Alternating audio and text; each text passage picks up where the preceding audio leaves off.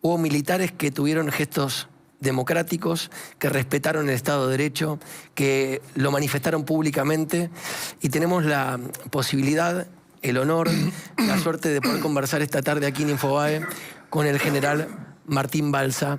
Está con un poquito de tos, pues estamos con el aire acondicionado. ¿Cómo le va, Martín? Buenas tardes.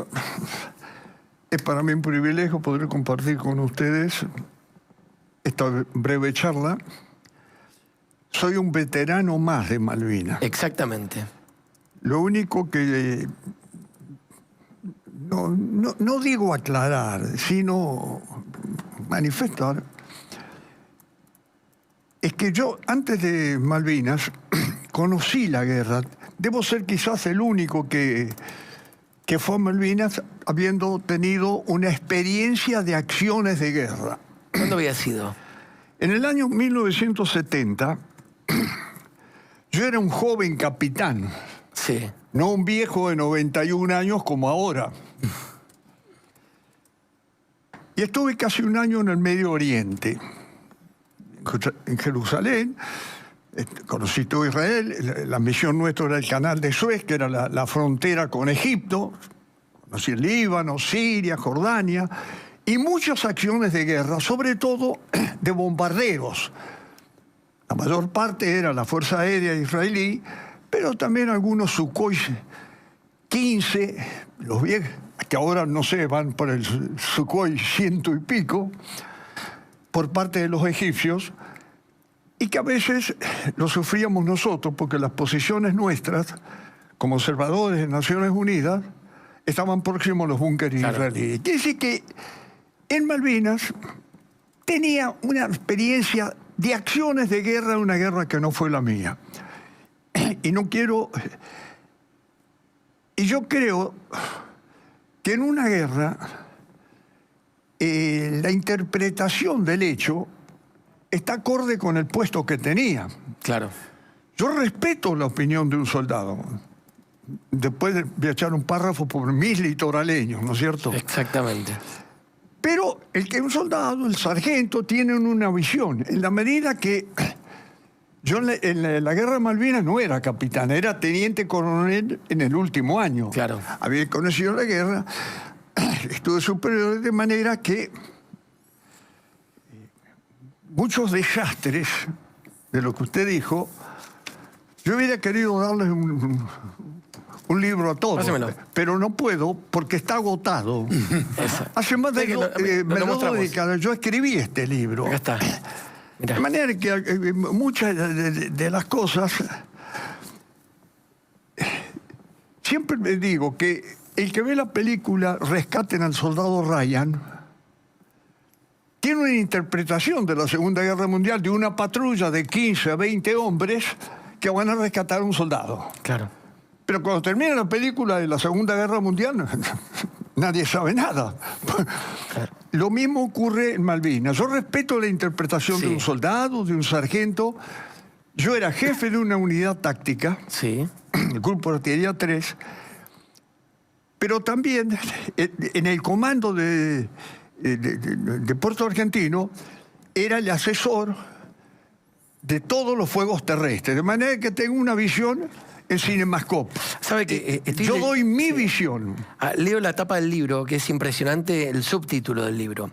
Dice, gesta e incompetencia. Entonces, arranquemos por eso. Incompetencia, ¿por qué? Por los mandos superiores. Quiero decir, el crédito lo obtuvo. Quiero ser lo más sintético posible. Fue una guerra absurda. Y yo la he calificado reiteradamente. Fue una causa justa en manos bastardas. Porque el objetivo no era recuperar Malvinas. El objetivo era, de tener éxito, prolongar la dictadura. Le atribuyen a Churchill, no sé si fue Churchill o no, pero decir que la primera víctima de la guerra es la verdad. Claro. Yo veo televisión, escucho comentarios, y después digo, no fue así. Por eso preferiría estar a disposición de ustedes Y quiero cerrar con que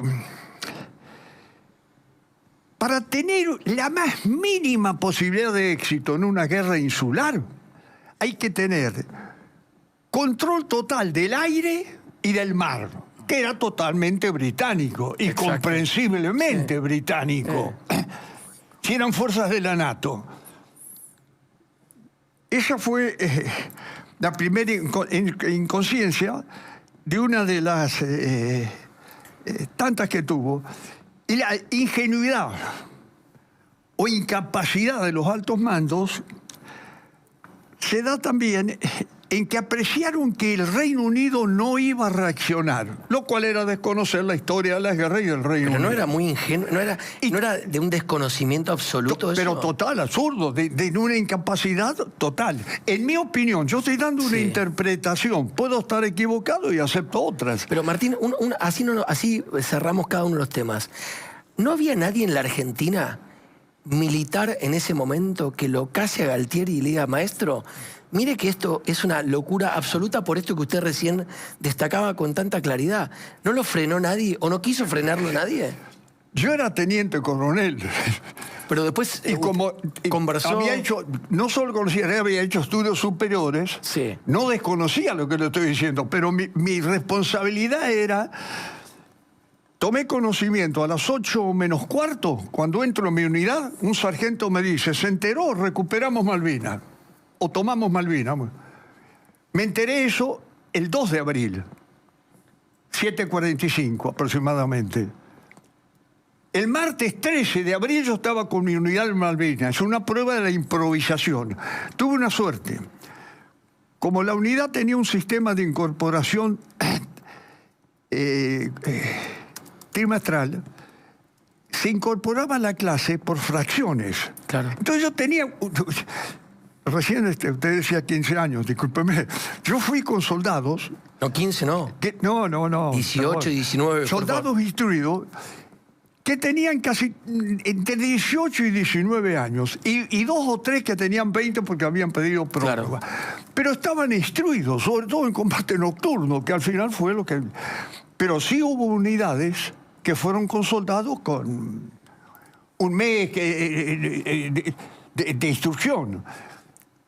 En cuanto al armamento, yo después quiero pasar un gráfico sobre el informe Rattenbach, una síntesis. Sí. El armamento no fuimos con arcos y flechas. Hubo sí regimientos que cruzaron sin las armas pesadas, pero la artillería antiaérea y otras unidades, el armamento que teníamos era moderno. Ah.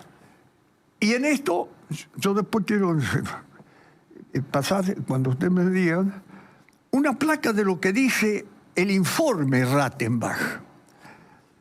A mí me citaron, pero no ni como testigo, ni indagatoria, pero me citó la comisión Rattenbach para conversar y hacerme preguntas.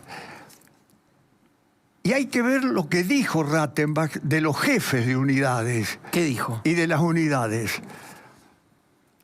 ¿Pueden pasar? Tenemos el gráfico que el teniente general Balsa aportó. Chicos, ahí está, mire, acá está, ahí lo tiene. Yo se lo leo, mire, aviación de ejército, helicópteros, artillería, está ahí, mire, en la pantalla. Ahí lo puede ver. Artillería antiaérea 601, artillería de campaña... Pero voy a decir otra cosa. Rattenbach eran 2 generales, sí, 2 almirantes y 2 brigadieres generales los que integraban esa comisión. Yo no lo conocía, Rattenbach. Sí. Rattenbach era general retirado cuando era subteniente. Es lo más serio que se ha escrito. Sí. En una síntesis que yo quiero leer es, él dijo, hubo unidades que fueron conducidas con eficiencia, con valor y con decisión. Sí. Y nombró las unidades. Ahí las mostramos recién, sí. Bueno, si las pueden poner de nuevo. Dale, pongamos la placa de vuelta. Ahí la tiene. Yo me voy a referir al ejército, Sí. No a lo de nuestra armada ni de nuestra fuerza aérea. Ok. porque escucho tanto de los milicos, bueno, perdón, algunos colegas suyos, ¿no? Sí. Un vaquito por ahí, que dice los milicos torturadores de soldados. Pero después, si Después hay vamos alguna ahí. pregunta... Sí. Él dijo que hubo unidades que fueron construidas con eficiencia, valor y decisión. Y nombra aviación de ejército, Sí. los helicópteros, Sí. lo nombra Rattenbach. Sí.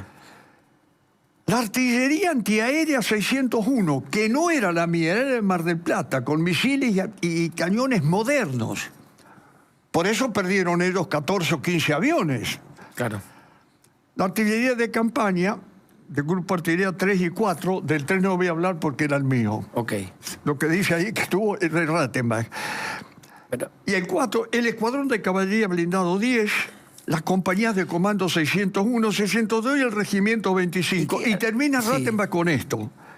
Como ha ocurrido siempre en las circunstancias difíciles, sí. todo dependía del comportamiento de los jefes de unidades. Eso lo dijo Rattenbach. Entonces, a veces, escuchar, perdón, discúlpenme, No, por favor. algún colega de ustedes Sí. decir los cobardes torturadores de soldados, y anda por ahí, y no dice, dice los milicos. Quizás, Martín, si me permite... Discúlpenme. Yo no quiero culpar a ningún periodista, ni mucho menos. No. Estoy a disposición lejos de ustedes. Sí, ahora vamos a pasar la pregunta a los chicos. Simplemente para subsanar un poco esta parte y que puede quedar claro. Quizás lo que se intenta a veces decir, a veces lo hacemos bien, a veces lo hacemos mal, es que existió una guerra a la cual una dictadura militar, una junta militar, mandó a un grupo de gente a pelear contra un tremendo ejército en una situación de desbalance muy, muy marcado, en un momento muy particular y, como usted contaba recién, con un objetivo que no tenía que ver con cuestiones de guerra, sino que tenía que ver más que nada con cuestiones... Una inoperable de gobierno y genocida... Ay, perdón. No, dile, por favor. Y genocida dictadura militar. Bien. No lo digo ahora, ¿eh? Bien. Hace 40 años que vengo diciendo lo mismo, Perfecto. por eso me califican de traidor a la patria. Ya vamos a llegar a eso, despacito. Ahí llegamos. Y se prepara Malena para preguntar. Quiero llevarlo a este punto, porque así hacemos el análisis cronológico. Sí. Apenas se produce la gesta, un comunicado de la Junta Militar, como solía hacerlo la Junta Militar, con audio, anunciaba a la República Argentina de que se recuperaban las Islas Malvinas. Eso fue un diario de Irigoyen, fue la construcción de un mundo paralelo. ¿Cómo lo explicamos? Eso que era completamente mentira. Interesante pregunta. Voy a intentar. Yo en ese entonces no era jefe del ejército ni era general. Era teniente coronel en Grupo Artillería 3 de Paso de los Libres. Sí, Me enteré en las circunstancias que digo, pero los conocía estos, a Galtieri y compañía. claro.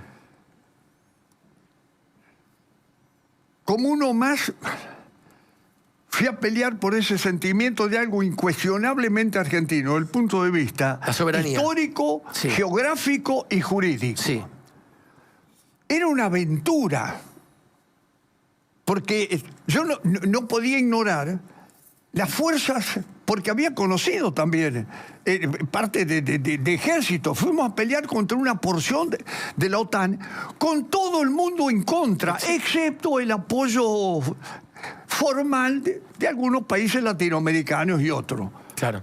Pero era consciente de que iba, pero mi obligación era, mis litoraleños, llevarlos, que Dios quiso que, y el esfuerzo de ellos y de mis oficiales y oficiales, que todos los soldados volvieran vivos. Bien. Las muertes que tuve fueron oficiales y suboficiales. Pero dicen que Galtieri, no me consta,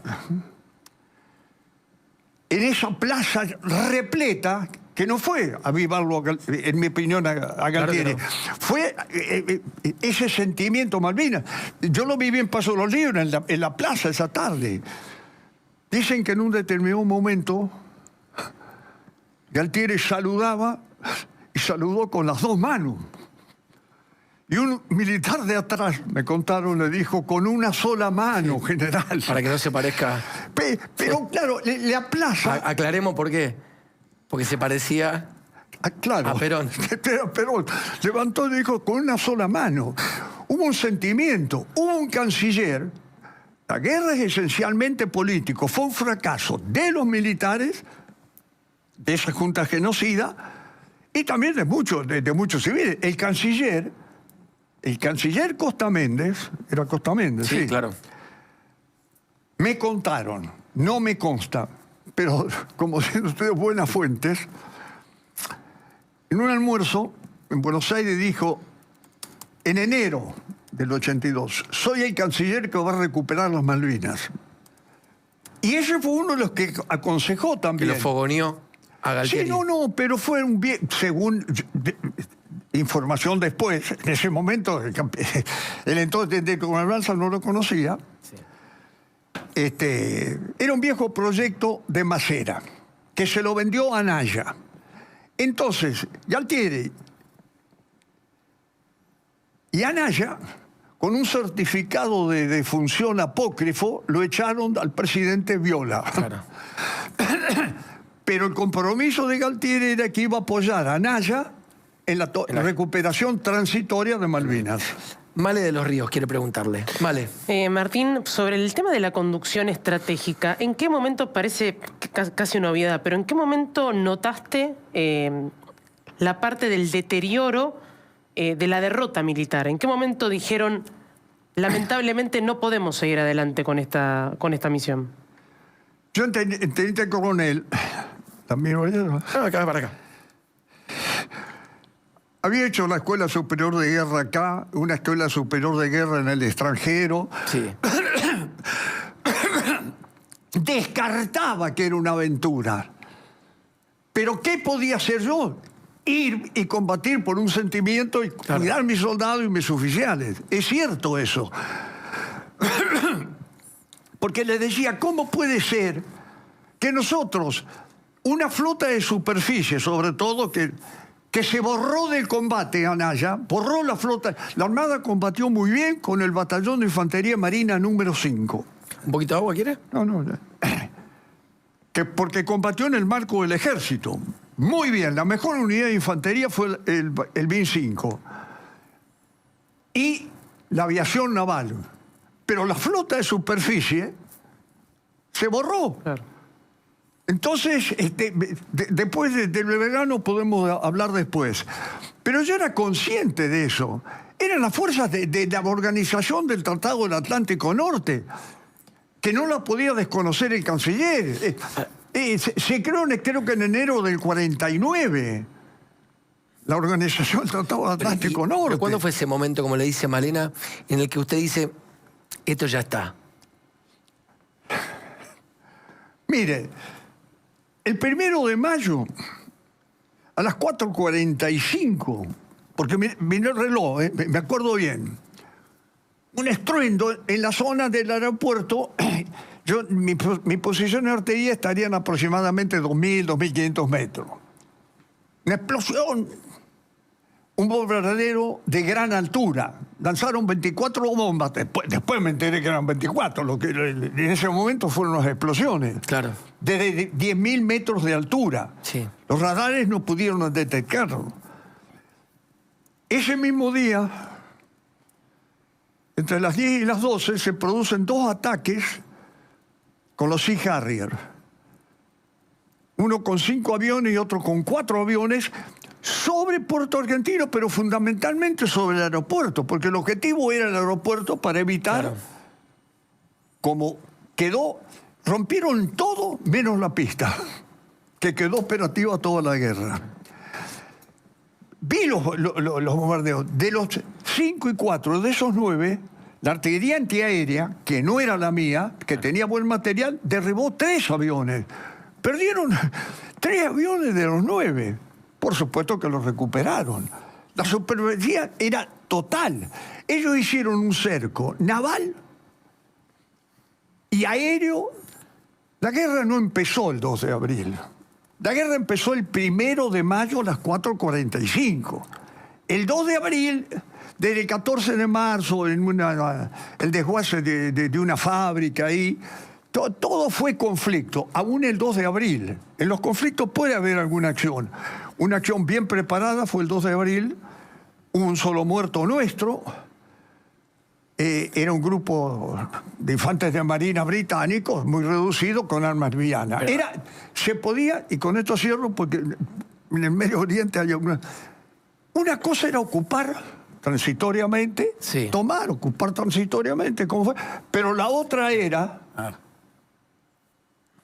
mantenerla. La guerra real. Por eso dicen, yo creo, sí, que el 3 de abril tuvimos una oportunidad al día siguiente de esto. Porque si hubiera sido touch and go, tomo y me voy, y acato la resolución, estoy dando una impresión personal. Sí, claro. Que estos incapaces, en estrategia, dejar pasar una oportunidad. Las Naciones Unidas, Consejo de Seguridad, nos ordenó, entre comillas digo, retirarnos, porque éramos considerados invasores. Claro. Ahora éramos... No entro. Internacionalmente, sí, fuimos considerados invasores. Entonces, esa era una oportunidad para, en mi opinión, para acatar la resolución de Naciones Unidas. Me voy. Puede quedar una fuerza de gendarmería pequeña. Y ahí negocio... Se había internacionalizado el conflicto y estábamos en condiciones de acatar. Nos consideraron invasores. Claro. Y estos incapaces y muchos otros políticos de distintos signos, cierro esto porque el 7 de abril asumió como Menéndez el de Malvinas, ¿no? Sí, claro. Hay otro de ahí de Córdoba. Sí, pero el de no. Córdoba. Presidió el ministro del Interior del proceso. Estaban los presidentes de los principales partidos políticos. Peronistas, radicales, estaban ahí. ¿Y sabe quién estaba con ellos? Videla. Y juró, Menéndez, el de Malvinas, juró por el proceso de reestructuración nacional. Una locura absoluta. Y la gente... Mientras ocurría eso, yo no estaba en Malvinas, todavía no había salido. Claro. Discúlpenme que... No, por favor, para cerrar la idea entonces, y ahí va Matías. Digo, usted lo que está planteando es que una guerra que en lo formal arrancó el 2 de abril, en lo real arrancó a principios de mayo, usted ya para principios de mayo sabía que la guerra estaba perdida. Siempre las cosas que uno puede suponer, ¿cómo íbamos...? Pero ¿sabe qué por cierto? Perdón, disculpen, no les voy a hacer una pregunta. Del ejército, desde el punto de vista profesional, operativo, logístico y armamentístico, sí, había menos del 10% de la capacidad del ejército. Claro. Y de nuestra armada, menos del 10%. Por eso, cuando dicen se rindió el ejército, como han dicho, perdón que diga, un colega de ustedes, bajito, los milicos. No se rindió el ejército, se rindió la nación argentina, lamentablemente. Sí, discúlpeme la vehemencia en esto. Ahora, ¿qué podía hacer? Y había otros jefes de unidades que pensaban lo mismo que yo. Pero la responsabilidad nuestra es estar ahí y combatir. Mati Barbería, pregunta. Balsa, ¿qué tal? Lo mencionó usted al principio de sus explicaciones. Se habla mucho de los torturadores de sus propios soldados. Se quejó de periodistas que dijeron eso. Quería preguntarle, habiendo estado, y lógicamente usted tiene un alcance, como bien explicó, hay una parte de la guerra que usted... En donde usted... Un poquito más fuerte, Mati. En forma directa o indirecta, ¿usted tuvo noticias de torturas o maltratos a soldados y conscriptos argentinos? Le agradezco la pregunta. Por favor. Yo estuve toda la guerra. A fines del 82 ascendí a coronel, ocupé el puesto de coronel y luego estuve 8 años como jefe del ejército argentino. Nunca, durante 8 años, me llegó lo que usted dice. Todo lo que tengo conocimiento es posiblemente los que tiene usted. Y la pregunta que yo me hago es, ¿por qué hicieron la denuncia 25 años después de la guerra, de finalizada la guerra? Yo hubiera querido recibir eso. ¿Hubo o no? Trato de dar mi opinión. Tengo un conocimiento mediático. No hay ningún soldado mío.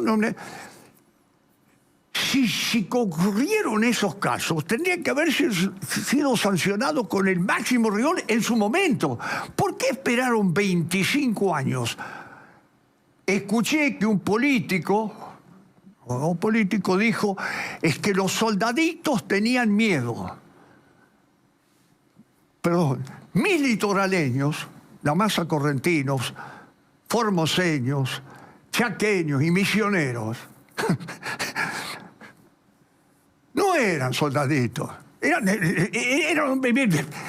esas arbitrariedades. Yo no digo si se cometieron o no, no sé si soy claro.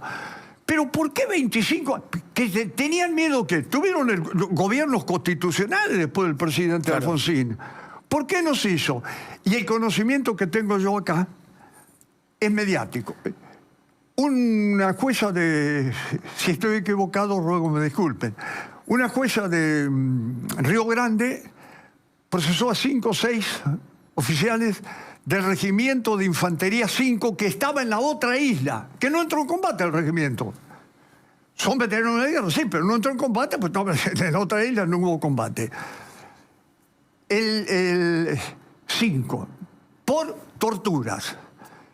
Según los medios de prensa, en la apelación que se hace a la Cámara de Comodoro Rivadavia, cambia la carátula.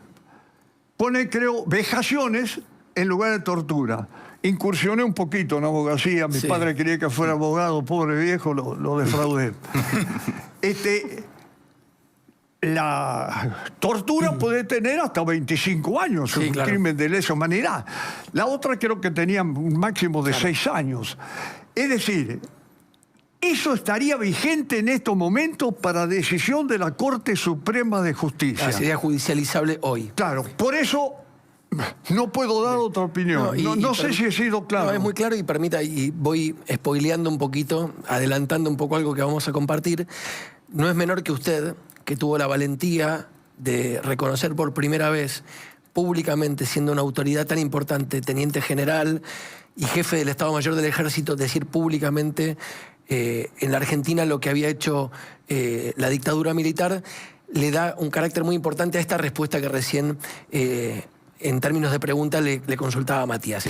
Dieguito Iglesias. Martín, ¿cómo le va? Un gusto. Quería consultarle, trayéndolo a la actualidad, obviamente vinculado con la guerra, el actual presidente de la Nación, Javier Milei, tanto en campaña presidencial como también en el debate presidencial, como luego ya siendo presidente de la Nación, en una entrevista que le dio a un medio extranjero en la Casa Rosada, dijo que era admirador de Margaret Thatcher. Quería saber si a usted... ¿Dijo qué era? Admirador de Margaret Thatcher. Quería saber si a usted eso le genera algún tipo de reflexión, si como veterano de la Guerra de Malvinas le incomoda que el presidente tenga esta admiración. Quería conocer su opinión. El señor presidente, voy a tratar de contestar, no evadirme, es el comandante en jefe de las Fuerzas Armadas. Artículo 99, y creo que es inciso 11, 12, 13 y 14 de la Constitución Nacional. El artículo, para los que no saben, que establece las atribuciones del Poder Ejecutivo. Claro. Yo respeto la opinión del señor presidente de la República. Ahora, el hecho que la comparto, no. Yo ¿sabe a quién respeto tremendamente? ¿A quién? A los soldados británicos. Desde el general Jeremy Moore, que no lo conocí en Malvinas, pero luego en una visita oficial en Londres, 2 colegas de usted, una argentina, 2 mujeres, una argentina y una británica, me preguntaron si yo recibiría, cuando terminara la visita oficial de 3 días, invitado por el ejército y por el ministro, el secretario de Defensa, si yo recibiría en el hotel al general Jeremy Moore. Sí. Cuando terminara, por supuesto que sí. Lo esperé en la puerta del hotel. Claro. Llegó en el taxi típico londinense con un parado para cuando llovía lleno de periodistas. Conversé 1 hora y media, conversamos tomando un té, cosa que no pude hacer nunca con ningún general argentino. Estoy hablando del año 1996. En fin, con la señora Thatcher, yo he tenido oportunidad de hablar con el hijo del general Montgomery, Sí. pero que no era militar, un empresario, murió el gordo, tipo macanudo. Con soldados, y con muchos legisladores Sí. británicos que se ve que no eran simpatizantes de la señora Thatcher, que no la querían. Ella condujo la guerra y la guerra de Malvinas la salvó a ella porque pudo ser reelegida. Claro. Porque tenía un prestigio alicaído. Lo mismo que hizo la dictadura de acá. Aquí hicieron la guerra para prolongar la dictadura. Total, en la guerra mueren civiles y soldados. Para algunos periodistas, no ustedes, perdón señor, milicos de M que torturaron soldados. Martín. Es curioso, por eso respeto a los soldados británicos, porque según el Comité Internacional de la Cruz Roja, Sí. es el único conflicto, Comité de Ginebra, no me estoy refiriendo, que dicen que es el único conflicto, según el Comité Internacional, el único que Sí. ellos recuerdan en que los dos bandos, británicos y argentinos, argentinos y británicos, respetamos el derecho, los usos y leyes de la guerra, el derecho internacional humanitario. Por eso mi respeto a las fuerzas británicas. Martín. No a la señora Thatcher. ¿Sabe que le quiero contar algo y me gustaría que usted lo traduzca? Discúlpenme la vehemencia. Por favor, un por placer favor. escucharlo. Yo viajé a Malvinas en 2013 y viví una circunstancia muy particular porque en un acto de confusión yo estaba con 2 excombatientes en un auto volviendo del cementerio de Darwin. Hubo una confusión y las Fuerzas Armadas británicas interpretaron que éramos gente que no éramos, con lo cual mandaron un patrullero de Fuerzas Armadas, nos tiraron el auto encima, nos hicieron levantar las manos, sacaron las armas. Isleños. Sí, se confundieron e inmediatamente advirtieron que en mi grupo había 2 excombatientes de Malvinas. Y se produjo esto, escuche bien. Los soldados británicos y los 2 veteranos argentinos se estrecharon en un abrazo, se largaron a llorar abrazados y quedamos atónitos, mi equipo de trabajo y yo, mirando cómo ellos se abrazaban y lloraban juntos. Entonces, cuando termina ese episodio emocionalmente tan fuerte, les pregunté a los veteranos de guerra argentinos, ¿qué pasó? Ellos nos daban de comer cuando terminaba la batalla, ellos nos prestaban atención médica cuando terminaba la batalla, y ellos son tan víctimas como nosotros cuando terminaba la batalla. Lo creo. Lo que pasa es que no fue generalizado. Yo me quedé helado, le confieso. No, hubo unidades. Les tendré que preguntar, les traigo algunos litoraleños en el momento que quieran, que no sufrieron eso. Yo me preocupaba. Claro. Tenía los 2 bonetes de los fuegos en el comando Sí. y tenía que preocuparme qué comieran, la atención sanitaria, que combatieran bien. Sí. Y si lo recuerdo, se me van a caer las lágrimas de mis litoraleños. Recuérdelo. Pero es interesante lo que me dice. El día posiblemente 16 de junio, el 14 fue la rendición, Sí. un sargento me dice, mi general, mi teniente coronel, hay unos ingleses que lo están buscando. ¿Y cómo sabe? Si usted no habla inglés. Porque dicen, teniente coronel Martín Balsa. Sí. Eran 3 o 4 galeses. Nosotros teníamos el armamento portátil todavía, no lo habíamos entregado, el portátil, Sí. los cañones sí. Yo saludan ellos, y dice, señor, lo tengo presente, venimos a felicitarlo porque ustedes combatieron mucho, combatieron muy bien, en inglés hablábamos. Sí. Entonces, él agregó, porque su artillería mató muchos de mi regimiento. Yo escuché bien lo que dijo, sí, pero dijo mató, killed. Entonces le dije en inglés, señor, no entendí bien lo que usted dijo.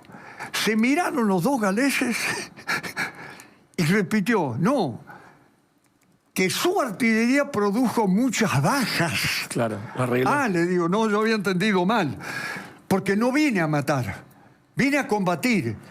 Y las consecuencias del combate es el herido, el huérfano. Seguimos conversando. Abrí una lata de un durazno, no puedo decir la marca porque me quedó grabado, con un coso amarillo, Inca. Partimos conmigo con los galeses. Los galeses vinieron a felicitarnos, cosa que nunca hizo un general de estos del proceso. Claro. Discúlpeme la vaguencia. Y fueron galeses. Claro.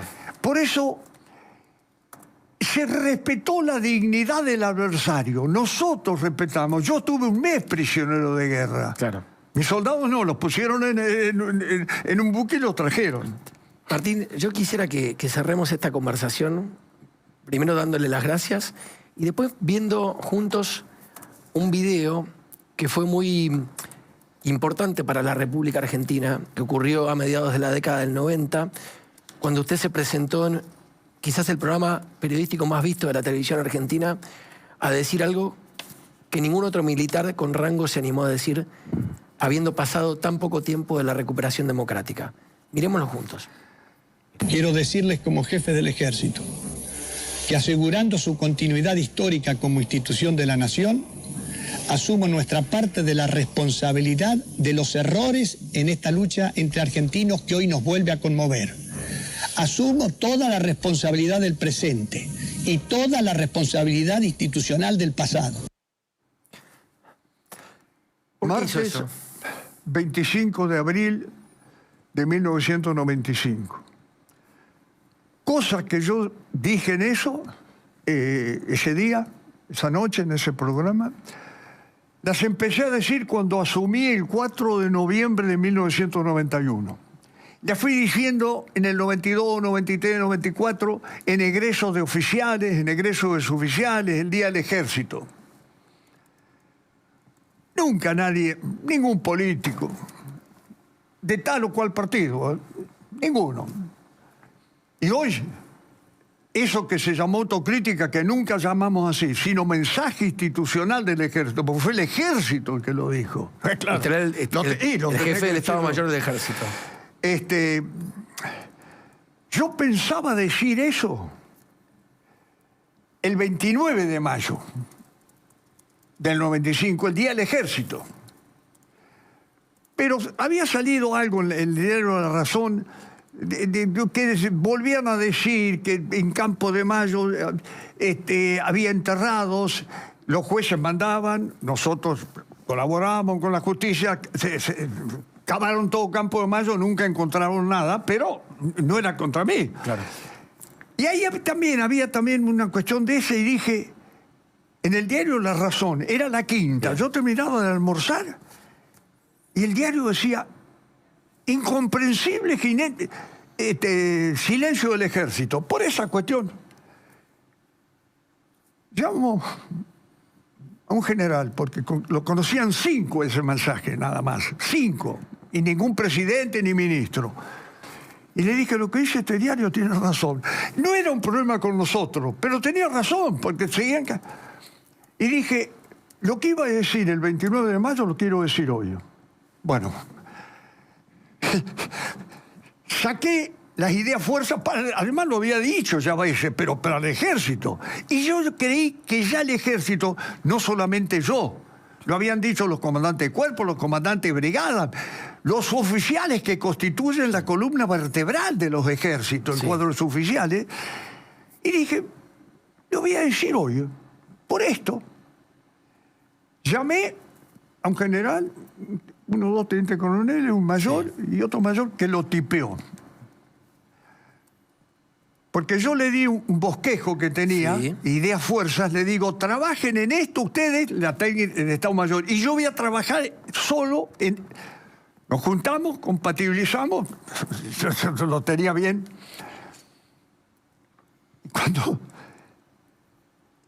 Y el jefe de prensa, un mayor, me dice, mayor un teniente coronel, bueno, no, ¿y cómo lo va a difundir? Propónganme ustedes. Y ahí me hicieron propuestas. Radio Nacional, todo, una radio, los periodistas, juntos, digo, periodistas. Después del primer párrafo, una periodista, no le voy a decir el nombre, va a levantar la mano y va a decir, ¿qué quiere decir usted con esto? Y el jefe de prensa me dice, ¿usted se va a enojar o algo? Yo hablé con Clara Mariño y me dijo que Neustadt hoy le da 3 o 4 minutos. Hoy, le digo, Neustadt, si me invita al programa y nunca voy, dice que le da 3 o 4 minutos. El país entero. Se ve que Neustadt tendría un programa de radio, me llama ministro del Interior, me dice que querían ver el mensaje. Y le dije, sí, cuando lo tengan. El mensaje, en síntesis, no lo conocía nada más que estos 4 o 5, uno que lo tipió, otro 4. No lo conocía el presidente porque era una responsabilidad del ejército. Claro. Ya lo venía diciendo. No fue Martín. Pero claro, Martín Balsa era el jefe. Pero yo quería, ante mis subordinados, que terminaran, porque esto que yo tenía, ninguno había sido imputado. Entonces, me sorprendió la trascendencia que tuvo. El día siguiente yo no fui al Fue la primera vez que un militar de rango pedía disculpas. Me llamó Camilión. El ministro de Defensa. Pero Camilión era mi jefe. Claro. Entonces le dije, doctor, antes de ir al canal paso a verlo. Bien. Cosa que cumplí. Bien. Y me dice, ¿tiene el mensaje? No, lo dejé en el auto. Cosa que era cierta, pero no se lo quería mostrar. Sí. Voy y Neustadt me dice, había varios candidatos a presidente, porque las elecciones eran al mes. Y me dice Neustadt, usted, yo muchas veces lo llamé y ahora me... Y le dije, no, le agradezco, y me dijo, pero 3 o 4 minutos, no voy a necesitar unos más. Y me dijo, tómeselo. Bien. Creo que cumplí con mis subordinados y con el ejército de dar esa respuesta a la sociedad. ¿Qué pasó? Me sentí muy tranquilo. Por supuesto que tuve detractores, pero es comprensible. Yo respeto la opinión del otro. Lo que no respeto es que me digan traidor a la patria, porque yo cuando tuve que combatir, como muchos otros oficiales y suboficiales, combatí en Malvinas. A la patria no la traicioné. Y al ejército no juré defender a Videla ni a Galtieri. Juré defender la... No Balsa. Muchos hicieron eso. Defender a la patria. Entonces, pero todavía pasa alguno o alguna, pero me dicen traidor a la patria al ejército. Bueno, Martín. Por supuesto que los militares retirados fundaron un foro de generales en el 96. Claro. Y yo comprendo y respeto la opinión del otro. Pero, en fin, discúlpeme la vehemencia en algo. Por favor. Pero fue el esfuerzo que hicieron muchos. Lo sé. Recuerdo a los generales que tuve la oportunidad de mandar, que fueron decenas en 8 años.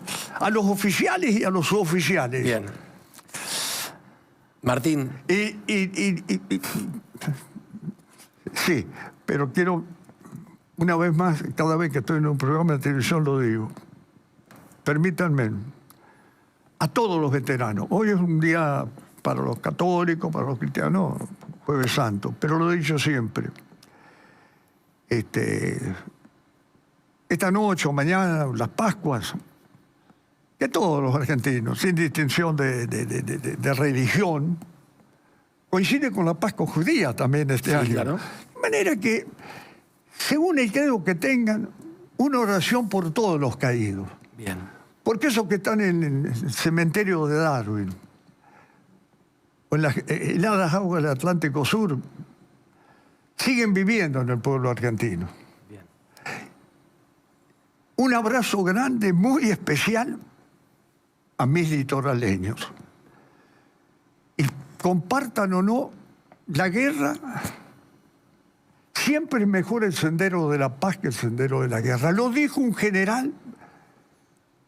Esto también lo dijo un general israelí, Isaac Rabin, que dijo, hemos ganado todas las guerras, fue primer ministro, premio Nobel, sí. pero no hemos ganado la paz. ¿Qué vigencia tiene? Gracias. Y síntesis, creo que la guerra es un renunciamiento a las escasísimas pretensiones de la humanidad. Yo pienso eso. Otro tiene otra opinión, yo la respeto. Martín, gracias por venir. Un placer, un honor en este día tan especial que usted haya sido el entrevistado central de este programa. Gracias de verdad. Muchas gracias a ustedes.